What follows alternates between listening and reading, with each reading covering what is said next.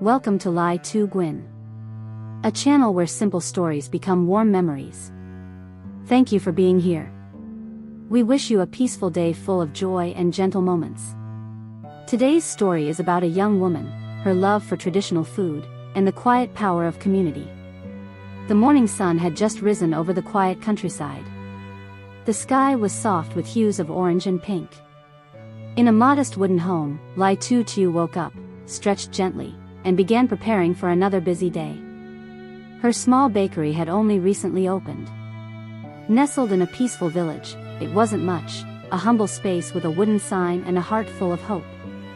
But even so, it had already become a place where people came not only for food, but for connection. That morning, she planned to make deep-fried glutinous rice cakes, both sweet and savory.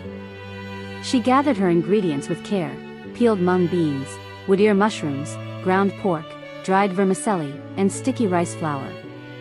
Each item was cleaned and prepared by hand, as she had learned from her grandmother years ago. She washed the mung beans thoroughly, then set them to boil, their earthy aroma filling the air. As the beans softened, she soaked the mushrooms in dried noodles, then minced everything together to create the savory filling.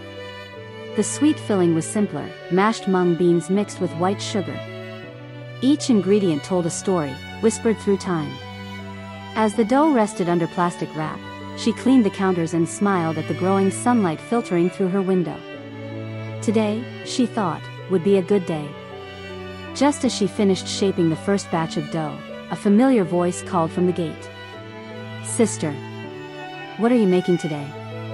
It was Trang, her close friend and occasional baking companion. She had stopped by after delivering building materials to a nearby site. "I'm making bon ron," Ly said cheerfully. "Sweet ones and savory ones. Come help me?" Trang grinned. "Of course." Together, they set up their workstation. Trang helped prepare the sweet filling while Ly filled the savory ones with minced meat and mushrooms. Laughter echoed in the room as they folded, rolled, and formed each cake with gentle precision. The kitchen was now filled with warmth, the aroma of spices, the sound of sizzling oil, the bond of two women sharing tradition. As Trang worked, Ly prepared the papaya salad, a fresh side dish made from shredded green papaya, carrots, garlic, chilies, sugar, and lime juice. She recalled how her mother used to make it on warm summer days. Cooking wasn't just a necessity to her. It was a language, a form of love. Through each dish, she connected with her past and offered a piece of herself to those who came to her bakery. By mid-morning, the bakery was open. Customers began arriving: neighbors, children, elders from the village. A little girl pointed to the sweet cakes. "Can I have one, please?" she asked shyly. "Of course," Ly replied, placing the warm golden cake into a small dish. "I made this just for you." A kind woman ordered papaya salad and sweet cakes to take home. An elderly man came to sit and enjoy a plate of bon quan, steamed rice rolls filled with savory goodness. Trang helped serve customers while I moved between frying, packing, and greeting everyone with a smile. The bakery, though simple, was alive with energy, voices, laughter, and the scent of freshly made food. Even Trang's mother stopped by, offering to help roll the bon quan. "You've built something wonderful," she told Ly. "Your grandmother would be proud." As the afternoon sun hung low, Ly paused for a moment. She looked around: trays of finished cakes, happy customers chatting outside, and the warm breeze carrying the smell of home-cooked meals. She thought about the journey. From quietly learning recipes in her childhood to starting this bakery with little more than hope and hard work. She didn't have much, no bright lights, no big advertisements. But she had honesty, kindness, and a heart that wanted to give. In return, the village gave her love, support, and the feeling of home. That, to her, was enough. As the sky began to darken and customers dwindled, Ly and Trang cleaned the shop. They packed the leftovers, wiped down the counters, and sat together with a cup of tea. "I think I'll try making new cakes next week," Ly said. "I'll come help," Trang replied. They laughed, talked about their dreams, and watched the stars blink into the night sky. Thank you for joining us in today's story. If this quiet journey brought you a moment of peace, we hope you'll return for more. A new day dawned over the quiet village. The gentle rustle of leaves, the distant sound of flowing water, and the warmth of the morning sun stirred Ly Tu Tieu awake. She greeted the world with a soft smile and a warm heart. "Good morning, my dear friends," she whispered, as if to the sky itself. "Thank you for the kind words and endless support you've given me. May your day be filled with health and happiness." Today was another meaningful day. Her small bakery by the riverside had only recently opened, yet it had already welcomed so many kind guests. The joy of serving homemade food made from her own hands brought her fulfillment she had longed for in silence. She got ready early. "Today, I will be making fried sticky rice cakes," she said softly, organizing the ingredients with care. She began by washing mung beans, carefully peeled and cleaned, knowing they would form the heart of the sweet filling. Despite the long hours, the bakery had become a symbol of her dreams. "It's been overwhelming to see so many customers so soon. I'll keep working hard," she whispered to herself, her hands moving steadily as she kneaded the glutinous rice flour. She added cool boiled water and mixed until it formed a smooth dough, which she wrapped carefully in plastic wrap to let it rest. As the dough softened, she moved on to the other ingredients: wood ear mushrooms, thin rice vermicelli, minced pork, and fragrant shallots. She washed the mushrooms, chopped them finely, and cooked the mung beans to a tender consistency before mashing them into a paste with sugar. As the kitchen filled with the aroma of fried shallots and warming spices, a familiar voice called out, "Ly Tu Tieu." It was Trang. She had dropped by after finishing a delivery at a nearby construction site. "Sister, let me help you make the cakes today," Trang offered. Together, they stood at the wooden table. "Let's make two kinds," Ly Tu Tieu said, smiling. "Sweet ones with mung bean and sugar, and savory ones with minced pork and mushrooms." They filled and shaped the cakes by hand, carefully rounding each one with gentle precision. Trang worked on the sweet versions while Ly Tu Tieu focused on the savory. Their laughter and stories mixed with the aroma of cooking, filling the small house with warmth. "Back home, do people make fried rice cakes like this?" Ly Tu Tieu asked Trang as they worked. "Not quite like yours," Trang replied.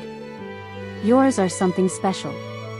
After preparing the cakes, Trang helped Ly Tu Tieu fry them in hot oil until golden and crispy. The first batch was perfect.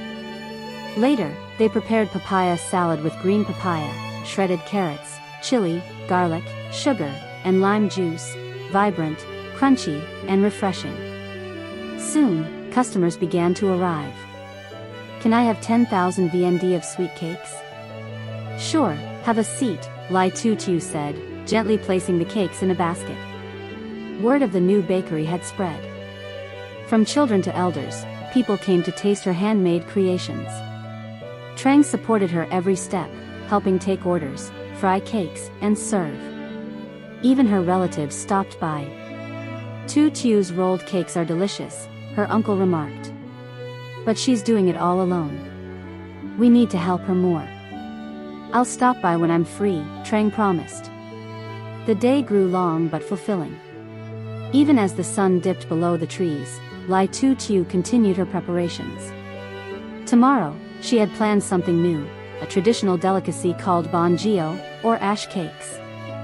The next day, the ash cake journey. At dawn, Ly Tu Tieu rose again.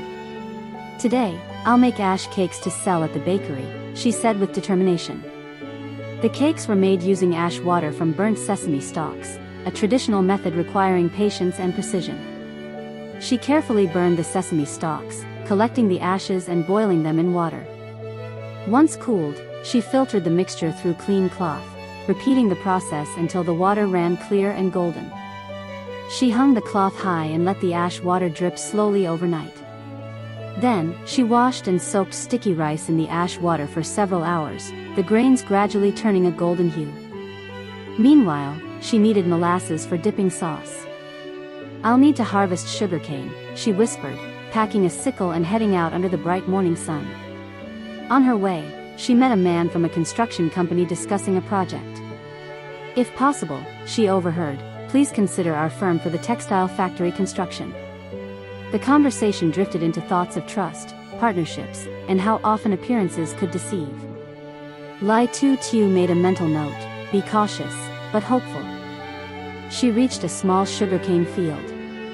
Hello sir, may I buy some sugarcane to make molasses? Sure, the farmer said kindly. 3,000 VND per kilo. She chopped the stalks, weighed them, 34 kilograms, and handed the man his money. Take care out there, he called out as she left, grateful for the sale. Back home, she washed the sugarcane thoroughly and cut it into pieces to prepare for juicing. She carried it to a nearby shop. Please help me extract the juice, she asked the store owner. Of course, the kind woman replied. With a large bucket of fresh cane juice in hand, Ly Tu Tieu returned home. As dusk approached, she scrubbed a large pot and began boiling the juice down into thick, dark molasses. The scent filled the night air. She then washed banana leaves and soft twine for wrapping the cakes. Her hands folded the leaves into cones, scooped in the soaked sticky rice, and tied them shut. By midnight, the cakes were ready to be boiled. She sat by the fire, its glow flickering on her face, tending to the pot. It will take 5 to 6 hours to cook, she noted, yawning but determined to stay awake. Nearby, the boiled molasses began to crystallize into sugar. She scooped it into jars, carefully storing the precious sweetness. Morning neared. Birds stirred. The stars faded into the pale blue sky. The cakes were done. Steam rose as she lifted them from the pot, soft, fragrant, golden. Her heart swelled with quiet pride. A dream in bloom. From a tiny kitchen and a few ingredients, Ly Tu Tieu had built something lasting. Her bakery was more than a place for cakes, it was a home, a dream, and a gift to the people she loved. Each recipe carried a memory. Each cake, a story. She smiled to herself, wiping sweat from her brow as the first customers of the day arrived. Welcome, she said, voice gentle, eyes shining. Would you like to try something sweet? And just like that, a new day began. At Ly Tu Tieu, we celebrate warmth, tradition, and the simple joys of life. Don't forget to like, comment, and subscribe to support Ly Tu Tieu and her lovely little bakery. Until next time, may your days be filled with flavor, friendship, and gentle smiles.